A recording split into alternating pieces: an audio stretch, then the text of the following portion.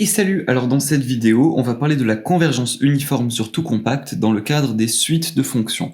Alors pour ça, je vous ai mis ici la petite méthode qui est issue de ma fiche que vous pouvez télécharger, le lien est dans la description, et on va appliquer cette méthode à travers cet exemple-là, donc qui est la suite de fonctions fn de x égale n fois arctan de x sur n, donc pour tout x appartenant à R, et on avait dit que n était plus grand ou égal à 1.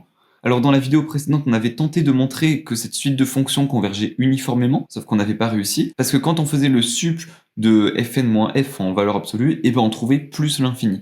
Donc la suite de fonctions n'était pas bornée, donc elle ne pouvait pas converger uniformément. Donc je vous renvoie vers cette vidéo, ça vous permettra de mieux comprendre celle-ci. Alors du coup, ce qu'on sait à propos de cette suite de fonctions, c'est qu'elle converge simplement vers la fonction f de x égale x. Donc à cette suite de fonctions, on avait fait correspondre hn de x, qui est tout simplement fn moins f, autrement dit n arctan de x sur n moins x. Ça, on vient de le dire, et cette suite de fonctions, on l'avait analysée, et on avait montré elle ressemblait à ça, donc elle partait en moins l'infini de plus l'infini, en 0 elle touchait 0, alors là j'ai oublié de reporter le 0 ici, donc en 0 elle touchait 0, et en plus l'infini elle touchait plus l'infini. Donc autrement dit, si je fais un petit schéma de cette suite de fonctions, alors je sais pas si elle ressemble vraiment à ça ou pas, mais c'est pour avoir une idée en gros de ce à quoi elle ressemble, elle ressemble à quelque chose comme ça. En moins l'infini, elle est en plus l'infini, en 0 elle touche 0, et en plus l'infini, elle est à plus l'infini. Voilà, donc ça c'était pour notre suite de fonctions. Le problème, c'est que, on avait dit qu'elle convergeait pas uniformément, donc ce qu'on va essayer de faire, c'est de montrer qu'elle converge uniformément sur un compact. Alors un compact, c'est quoi? En fait, c'est tout simplement un sous-intervalle, entre guillemets, de l'ensemble de départ. Alors ici, l'ensemble de départ, c'était R, donc ici, un compact, ce serait un intervalle inclus dans l'ensemble R. Et pourquoi surtout compact? Ça veut dire qu'elle doit pouvoir converger uniformément, peu importe l'intervalle que je prends dans R. Alors pour ça, ce qu'on va dire, c'est qu'on va prendre x qui appartient à AB, mais AB, il faut dire dans quoi il est inclus. Donc dans un premier temps, on va dire que AB, il est inclus dans un ensemble, dans l'ensemble R, comme ceci. En gros, il est inclus dans cet intervalle-là, ici, c'est l'intervalle moins l'infini plus l'infini. Et on va dire que x appartient à AB, comme ceci. Donc x, il appartient à AB, voilà. Et maintenant, ce que je vais faire, c'est pas très compliqué, c'est tout simplement que soit je vais faire la majoration, donc on le verra dans une prochaine vidéo, soit je vais faire le max. Alors dans cette vidéo, on va voir comment ça se passe avec le max. Alors pour ça, il va falloir étudier les variations de la suite de fonctions hn de x en valeur absolue. Et en fait, on va voir qu'on a 3 cas, donc je vais faire 3 fois les variations, comme ça on étudiera chacun des 3 cas. Et là, regardez, en gros, mon AB, il peut être n'importe où. Il peut être dans la partie de la suite de fonctions qui est négative, dans la partie de la suite de fonctions qui est positive, ou il peut être un peu n'importe où entre les deux, par exemple la GA et la GB, comme ceci. Donc ce qu'il faut faire pour la convergence uniforme, c'est qu'il faut montrer que la limite quand n plus l'infini de Gn vaut 0. Autrement dit, il nous faut ce Gn, et ce Gn c'est le sup de hn de x. Donc si par exemple je suis dans ce cas-là, regardez, donc si je regarde dans cet intervalle AB ici, donc autrement dit, je vais uniquement m'intéresser à ce bout-là, comme ceci, ce bout que j'ai mis en gras, et du coup, le sup, c'est quoi? Le sup de hn de x, c'est quoi? Ça va être cette partie ici de la suite de fonctions.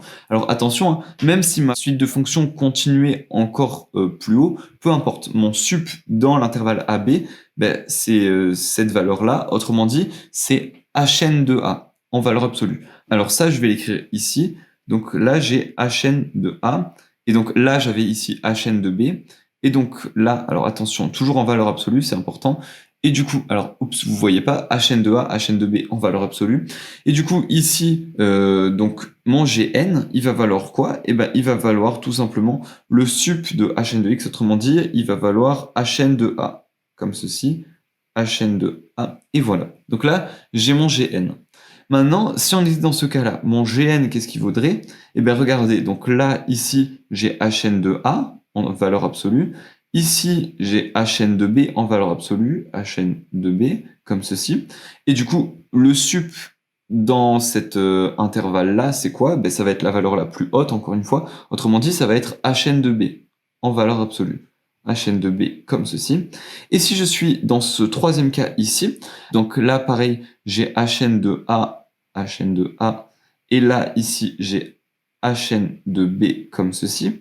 Et là, regardez, ce qui se passe, c'est que si Hn de A est au-dessus de Hn de B, eh ben, mon sup, ça va être Hn de A. Si par contre mon Hn de B est au-dessus de Hn de A, dans ce cas, mon sup, ça va être Hn de B. Enfin bref, là, c'est soit l'un, soit l'autre. En gros, c'est le plus haut, donc je vais écrire que mon Gn, c'est quoi? Eh ben, c'est le max, autrement dit, c'est la valeur la plus haute entre Hn de A et Hn de B. Attention en valeur absolue, encore une fois. Et je ferme le max. Alors là, c'est bien n ici, hein. Voilà. Donc maintenant, si je veux généraliser ça, comment je peux faire? Eh ben, je peux dire que mon Gn, c'est quoi? Eh ben, c'est tout simplement le max entre Hn de A et Hn de B. En effet, ici, le max entre Hn de A et Hn de B, ben, c'est Hn de A. Ici, le max entre Hn de A et Hn de B, c'est Hn de B. Et ici, le max entre les deux, ben, c'est le max entre les deux. Du coup, je peux écrire directement que mon Gn, c'est le max entre Hn... Ah, alors, attention, c'est un n ici. Hn de A et Hn de B, attention en valeur absolue, encore une fois. Voilà, donc le max entre Hn de A et Hn de B. Alors nous, ce qu'on sait, c'est que pour que la suite de fonctions fn de x converge uniformément, il faut que la suite Gn tende vers 0 quand n tend vers plus l'infini. Alors vu que Gn c'est le max entre Hn de A et Hn de B, en valeur absolue, ce qu'on peut faire, c'est qu'on peut regarder Hn de A et on regarde si ça tend vers 0 quand n tend vers plus l'infini. On peut aussi faire tendre n vers plus l'infini pour Hn de B et voir si Hn de B tend vers 0. Et du coup, si Hn de A et Hn de B tendent vers 0 quand n tend vers plus l'infini, et bien peu importe que le max soit Hn de A ou Hn de B, dans tous les cas, les deux tendent vers 0. Donc le max tendra forcément vers 0, donc Gn tendra vers 0 quand n tend vers plus l'infini. Et on aurait notre convergence uniforme, attention, sur l'intervalle AB. Alors c'est parti, je vais calculer ce Hn de A dans un premier temps. Donc j'ai que Hn de A, à quoi il est égal? Et ben alors là, on avait dit que Hn de x c'était n arctan de x sur n moins x. Donc Hn de A, je vais remplacer tous les x par des A. Autrement dit, c'est n arctan de A sur n moins A, comme ceci. Pour Hn de B, eh ben, c'est essentiellement la même chose, hein. Hn de B, c'est n fois arctan de B sur n moins B, comme ceci. Et maintenant, qu'est-ce que je vais devoir faire? Donc là, ce que je vais faire, c'est que je vais calculer la limite quand n tend vers plus l'infini de Hn de A. Donc ça, à quoi c'est égal? Eh ben, alors attention, en valeur absolue. Alors juste ici, il aurait fallu que j'ajoute les valeurs absolues comme ça et comme ça aussi. Et donc ça, c'est égal à quoi? Alors peut-être que je peux faire une équivalence, d'abord, avant de calculer la limite. On avait dit que arctan de A sur n, c'est comme si j'avais directement A sur n. Donc du coup, j'ai que Hn de A en plus l'infini, c'est la même chose que n fois A sur n, donc je peux l'écrire ici, c'est comme si j'avais n fois A sur n, comme ceci, donc moins A, hein, toujours faut que je reporte, et donc là, le n et le n, je peux les supprimer, il me reste A moins A, et ça me vaut 0. Donc j'ai bien que la limite quand n tend vers plus l'infini de ça, c'est 0. Maintenant, je peux... Alors évidemment, là j'ai d'abord fait une équivalence en plus l'infini. Pareil, là je pourrais le faire, hein, la limite quand n tend vers plus l'infini de Hn de B en valeur absolue. Donc c'est quoi? Donc Hn de B, c'est, donc je peux d'abord faire une équivalence en plus l'infini, c'est la même chose que la limite quand n tend vers plus l'infini de n fois b sur n moins b.